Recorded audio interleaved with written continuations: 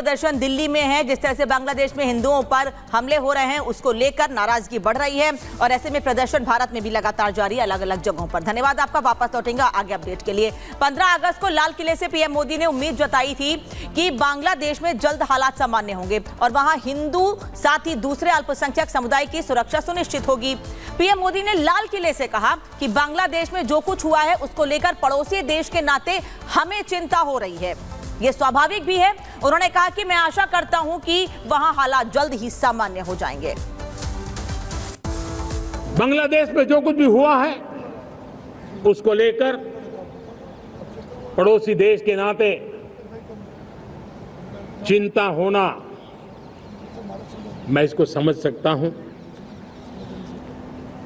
मैं आशा करता हूं कि वहां पर हालात जल्द ही सामान्य होंगे। खास करके 140 करोड़ देशवासियों की चिंता कि वहां हिंदू, वहां के अल्पसंख्यक, उस समुदाय की सुरक्षा सुनिश्चित हो। भारत हमेशा चाहता है कि हमारे पड़ोसी देश सुख और शांति के मार्ग पर चले। शांति के प्रति हमारा कमिटमेंट है, हमारे संस्कार है। हम आने वाले दिनों में बांग्लादेश की विकास यात्रा में हमेशा हमारा शुभचिंतन ही रहेगा, क्योंकि हम मानव जाति की भलाई सोचने वाले लोग हैं। क्योंकि भारत मानव जाति की भलाई पर ही भरोसा करता है। बांग्लादेश में हिंदुओं के खिलाफ जो आग लगी हुई है, उस हिंसा की आग का विरोध अब हिंदुस्तान में भी तेज हो गया है। दिल्ली से भी प्रदर्शन की तस्वीरें सामने आई हैं, जहां लोगों ने हाथों में हिंदुओं पर अत्याचार बंद करो की तख्तियां लेकर के अपना विरोध जताया है। इस रिपोर्ट में देखिए।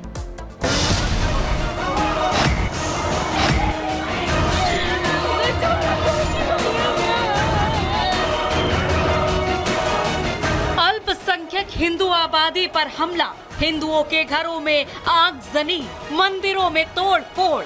5 अगस्त को हुए तख्ता पलट के बाद बांग्लादेश में हालात आउट ऑफ कंट्रोल हैं। शेख हसीना के देश छोड़ने के बाद से ही हिंदू आबादी निशाने पर है। दिन रात हिंदुओं के घरों को, मंदिरों को निशाना बनाया जा रहा है, जबकि उम्मीद जताई जा रही थी कि जब मोहम्मद यूनुस की अगुवाई में देश में नई अंतरिम सरकार बनेगी तो हिंदुओं पर हमलों और प्रदर्शनों में कमी आएगी, लेकिन उल्टा हालात बद से बदतर हो गए हैं।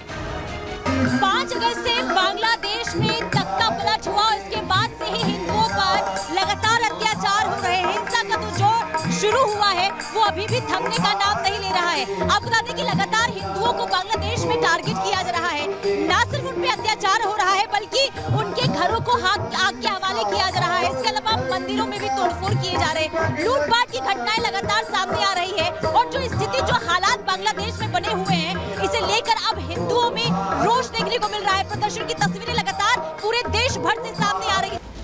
बांग्लादेश में हिंदू परिवारों और खासकर महिलाओं पर हो रहे अत्याचारों के विरोध की आग भारत में भी लग गई है। यहाँ लोग सड़कों पर उतरकर अपना विरोध जता रही हैं। दिल्ली में भी ऐसी ही तस्वीर देखने को मिली है, जहाँ नारी शक्ति की कार्यकर्ताओं ने हाथों में तख्तियां लेकर हिंदुओं पर अत्याचार बंद करने की आवाज उठाई। यहाँ पे किस तरह से महिलाएं, भारी संख्या में यहाँ महिलाएं हैं। आगे की तस्वीरें दिखाएं तो देखिए पूरे मंडी हाउस गोल चक्कर में यहाँ पे देखिए कार्यकर्ताओं की भीड़ आप देख सकते हैं। नारी शक्ति के जितने भी कार्यकर्ता हैं, खासतौर पर जो महिलाएं हैं, वो यहाँ पे पहुंची हुई है अपना विरोध दर्ज कराने के लिए। हाथों में झंडे भी हैं। मैम, लगातार ये विरोध देखने को मिल रहा है। कई बार खाली इंडिया ही नहीं बल्कि देश के अलग अलग कोने से आवाज भी उठ रही है कि हिंदुओं पर ये अत्याचार बंद हो, लेकिन बांग्लादेश जो है वो सुनने का नाम नहीं ले रहा है, लगातार हिंदुओं को टारगेट कर रहा है। वो तो ऑल ओवर द वर्ल्ड हो रहा है ना। हिंदू तो बिकॉज हम लोग सॉफ्ट हैं, जेंटल हैं, प्यार देते हैं, काइंड हैं, रिटेलिएट नहीं करते, विशेष नहीं है, तो इसीलिए ये लोग सब लोग हिंदुओं को टारगेट करते हैं। इतना ही नहीं, बांग्लादेश में लगातार कम हो रही हिंदू आबादी पर भी प्रदर्शन कर रही महिलाओं ने सवाल उठाया। 1947 में जो 30% थे, आज वो 8% कैसे रह गए हैं। 1947 देखिए, 1971 देखिए, उसके बाद जब बाबरी ढांचा टूटा, लगातार इनको मारा जा रहा है इनके धर्म के कारण। वो भागकर हिंदुस्तान आ रहे हैं, इनको रहने का हक है, वरना अफगानिस्तान, पाकिस्तान लगभग हिंदू विहीन हो गया है। बांग्लादेश भी हिंदू विहीन होने के कगार पर है। We all should stand up. The world should stand up and listen to their screams. Bangladesh में एक तरफ तो मोहम्मद यूनुस शांति का पैगाम दे रहे हैं, तो दूसरी तरफ हिंदुओं पर जिहादियों के हमले नहीं रुक रहे हैं। लगातार हिंदुओं को निशाना बनाकर हमले किए जा रहे हैं और पूरा बांग्लादेश हिंसा की आग में झुलस रहा है, जल रहा है। Bureau report, Republic Bharat. और बांग्लादेश में हो रही हिंसा को लेकर भारत में प्रदर्शन लगातार जारी है। तस्वीरें आप तक हम पहुंचा रहे हैं। दिल्ली में भी आज एक ऐसा ही प्रदर्शन दोपहर में किया गया। उस प्रदर्शन में शामिल होने के लिए भारतीय जनता पार्टी की पूर्व नेता नुपुर शर्मा पहुंची। रिपब्लिक भारत ने उनसे खास बातचीत की। सुनिए क्या कहना है उनका। लगातार वहाँ पे हिंदुओं पर अत्याचार हो रहा है, मंदिरों को निशाना बनाया जा रहा है। I'm just going to say Hindu lives matter. About time we all realize Hindu lives matter. That's it. तो ज्यादा आप कुछ नहीं बोलना चाहिए। जो तस्वीरें आ रही है मैम, डराने वाली है। महिलाओं को बांध दिया जा रहा है। वहाँ पे जो उनकी पड़ोसी मुस्लिम पड़ोसी थी, हिंदुओं को बांध दे रही है, मारपीट कर रही है। Hindu lives matter. You're talking about the Hindus being ill-treated there. Hindu lives matter everywhere. Stop Hindu genocide. That's it. और अब बात करेंगे चुनावी शंखनाद की। जम्मू कश्मीर हरियाणा विधानसभा चुनावों का ऐलान हो चुका है। हरियाणा विधानसभा चुनाव एक चरण में होने वाले हैं, जिसके लिए एक चरण में वोटिंग होगी। तो उसी के साथ आपको बता दें कि जम्मू कश्मीर में 3 चरणों में वोटिंग होने वाली है। जम्मू कश्मीर की अगर हम बात करें तो 3 चरणों में विधानसभा की ये चुनाव 18 सितंबर और साथ ही इसके 25 सितंबर को वोटिंग होगी। 1 अक्टूबर को भी वोटिंग होगी। तीसरा चरण होगा 4 अक्टूबर को। दोनों ही राज्यों के परिणाम सामने आ जाएंगे। तो आज प्रेस कॉन्फ्रेंस की गई थी चुनाव आयोग की तरफ से, जिनकी तरफ से ये जानकारी दी गई है कि हरियाणा में 1 चरण में, तो वहीं 3 चरणों में चुनाव होने वाले हैं जम्मू कश्मीर में। Elections in J&K will be held in 3 phases. So this is a shorter period.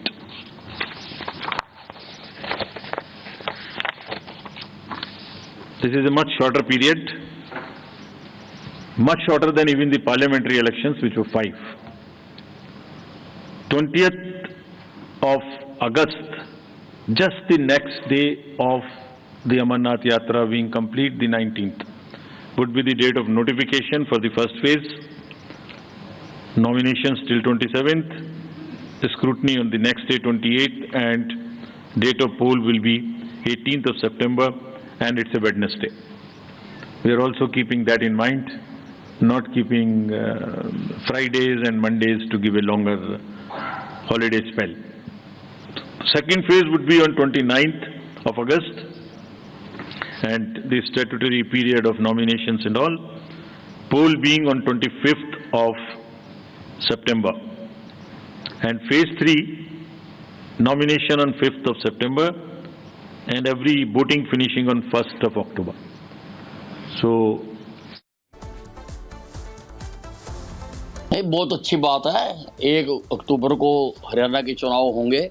बहुत अच्छा मौसम होता है, लोग बड़ी संख्या में निकल कर आएंगे। और जहाँ तक हमारी पार्टी की बात है, हमारी पार्टी पूरी तरह से तैयार है। हमने बहुत पहले से तैयारी शुरू कर दी थी और हमारे कार्यकर्ता तो वैसे हर वक्त ही तैयार रहते हैं। हमारे कार्यकर्ता कभी बैरकों में नहीं जाते, हमेशा फील्ड में रहते हैं और पूरी तरह से चुनाव लड़ने के लिए तैयार हैं।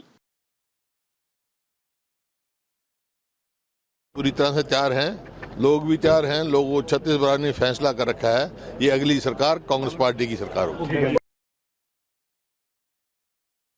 देर आयत दुरुस्त आयत हमारे यहाँ कहते हैं कि देर से आया, बट चलो फिर भी एक कदम तो लिया, वरना एप्रीहेंशंस बहुत थी। जिस तरह से government of India, home ministry, parliament के अंदर एक वादा, पार्लियामेंट के बाहर दूसरा चीज़ होता था। चूँकि जम्मू कश्मीर के लोग कहाँ हैं और बहुत ही मतलब इच्छुक है कि किसी न किसी तरीके से यहाँ असम्बली बननी चाहिए और वो अपने लोगों को चुन सके, अच्छे नुमाइंदों को चुन सके जो उनको डे एंड नाइट अपने तकलीफ़ात को सुने। ये मच अवेटेड था। मुझे लगता है जम्मू कश्मीर के लोगों के लिए जमहूरी तरीके से सबसे बड़ा खुशी का दिन ये है, जो शायद लोगों को लगता था कि अब जम्मू कश्मीर में चुनाव कभी होगा नहीं, मगर वो मौका अब उनको मिलेगा। अच्छी पार्टी, अच्छे मैनिफेस्टो को और अच्छे नुमाइंदों को चुन के भेजें, ताकि हाउस बनने के बाद में हम स्टेट रेस्टोर करने की अपनी लड़ाई जारी रखें। चलिए, देर आए दुरुस्त आए। इलेक्शन कमीशन के तरफ से 3 फेजेस में इंतखाबात के तारीख का ऐलान हो चुका है और बड़ी जल्दी से जो है ये शेड्यूल जो है समाप्त होगा। 87-88 के बाद ये पहली मर्तबा है कि इतने कम अरसे के अंदर और इतने कम फेजेस में इलेक्शन जो हैं जम्मू कश्मीर में कराए जा रहे हैं।